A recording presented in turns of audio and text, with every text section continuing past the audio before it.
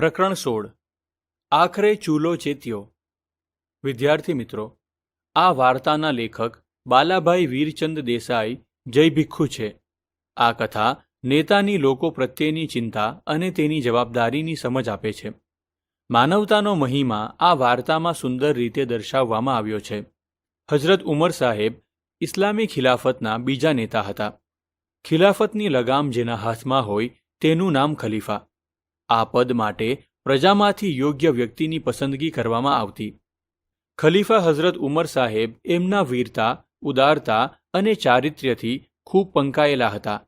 સાદગી તો એમની, કેટલીક વાર તેમના કપડા પર બાર થીંગડા જોવાતા ને બુતાનની જગ્યાએ તેઓ બાવળની શોળોથી ચલાવી લેતા।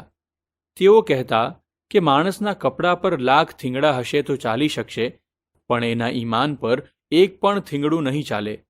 એકવાર ખલીફા સાહેબ પોતાના બંદા સાથે રૈયતની સ્થિતિ જોવા નીકળ્યા। વસ્ત્રો એટલા સાદા હતા કે કોઈ તેમને ઓળખી શકે તેમ નહોતું। તેઓ ફરતા ફરતા મદીનાથી 3 માઇલ દૂર આવેલા ગામમાં જઈ ચડ્યા। ફરતા ફરતા ગરીબ લોકોના લત્તામાં આવ્યા। અહીં એમણે એક કંગાળ ઘરમાં અજબ દ્રશ્ય જોયું। એક બચરવાળ વિધવા સ્ત્રી ચૂલા પર હાંડલી ચડાવીને બેઠી હતી। એ કેટલીય વાર ચાટવો લઈને હાંડલીમાં હલાવ્યા કરતી, પણ છોકરાઓને ખાણું પીરસતી નહોતી। છોકરા ભૂખ્યા થયા હતા અને ખાવા માટે પડાપડી અને રડારડી કરતા હતા। ખલીફા સાહેબ ભૂખનું કરુણ દ્રશ્ય જોઈ રહ્યા। વખત વીતતો ચાલ્યો। પેલી બાઈ ભૂખ્યા બાળકોને કંઈ પીરસે જ નહીં। ખલીફા સાહેબને વાતો કરતી હતી। પેલી બાઈ વિચિત્ર સ્વભાવની લાગી। એ કેટલાય વખતથી મીઠું મીઠું ને લહેજતદાર ખાવાનું ખવડાવવાની વાત તો કરતી હતી, પણ હાંડલી ચૂલેથી ઉતારતી નહોતી। ગમે તેટલી મીઠી વાતોથી કાંઈ માણસનું પેટ ભરાય છે? છોકરા ખૂબ રડવા લાગ્યા। દયાળુ ખલીફાથી આ દ્રશ્ય ન જોઈ શકાયું। તેઓ આગળ વધ્યા ને ઝૂંપડીના બારણા પાસે આવીને ઊભા રહ્યા। દેવદૂત જેવા કોઈ ઉંમરલાયક આદમીને બારણામાં ઊભેલા જોઈ સ્ત્રી અદબ કરી ઊભી થઈ। ખલીફા સાહેબે પૂછ્યું, આ બાળકો તમારા છે? જી હા, ઓરતે જવાબ આપ્યો। એ જાણતી નહોતી કે આ પુરુષ કોણ છે। તો તમારા બાળકોને નાહક શા માટે રડાવો છો? ન રડાવું તો શું કરું? સ્ત્રીના મોં પર દુઃખ છવાઈ ગયું। બાળકોને હાંડીમાંથી ખાવાનું પીરસો, માત્ર વાતો કરવાથી પેટ ના ભરાય। અવાજમાં લાગણી ભરી હતી। બાઈને લાગ્યું કે પોતાના દરવાજા પર કોઈ લાયક આદમી આવીને ખડો છે। મન ખુલ્લું મૂકી વાત કરી શકાય તેવો માણસ લાગ્યો। એણે ઓશિયાળું મોં કરીને કહ્યું, મહેરબાન, અમે ઘણા દિવસથી ભૂખ્યા છીએ। હું તો ગમે તેમ ચલાવી લઉં, પણ આ બાળકો કાંઈ સમજે છે? એ તો ભૂખ્યા થાય એટલે રડે જ। મેં છોકરાઓને રાજી રાખવા હાંડલી ચૂલે ચડાવી છે। મીઠી મીઠી વાતો કરી રહી છું। બાઈની આંખમાં આંસુ આવ્યા। એણે ધીરેથી કહ્યું, હાંડલીમાં પાણી સિવાય કાંઈ નથી।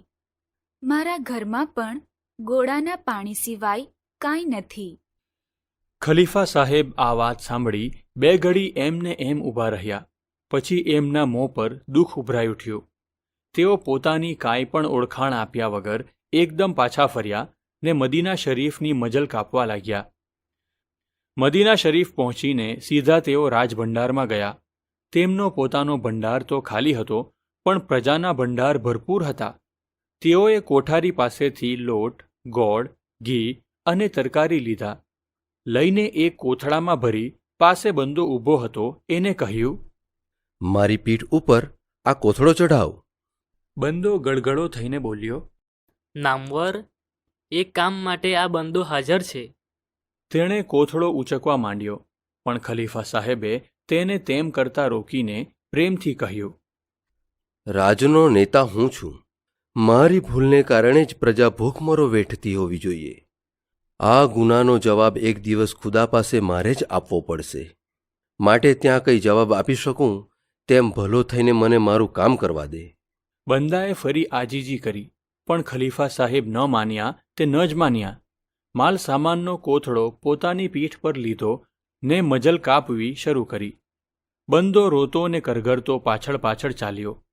3 ગાઉની ખેપ પૂરી કરી તેઓ ફરી પેલી બાઈના બારણા આગળ જઈ ઊભા, કોથળા ઉતારી બધો માલસામાન તેને સુપ્રત કર્યો અને જટ રસોઈ કરી બચ્ચાઓને જમાડવા કહ્યું. બાળકો ખાવાનું જોઈ નાચી ઉઠ્યા. મા લોટ બાંધવા બેઠી, પણ ચૂલો બુઝાઈ ગયો હતો. સૂકા બળતણ હતા તે પૂરા થઈ ગયા હતા, ને લીલા બળતણથી ચૂલો જલતો ન હતો. છોકરા તો અધીરા બન્યા હતા. બાઈ એક હાથે ચૂલો જલાવે ને બીજે હાથે લોટ બાંધે, પણ એ રીતે કામ ઝટ ક્યાંથી થાય?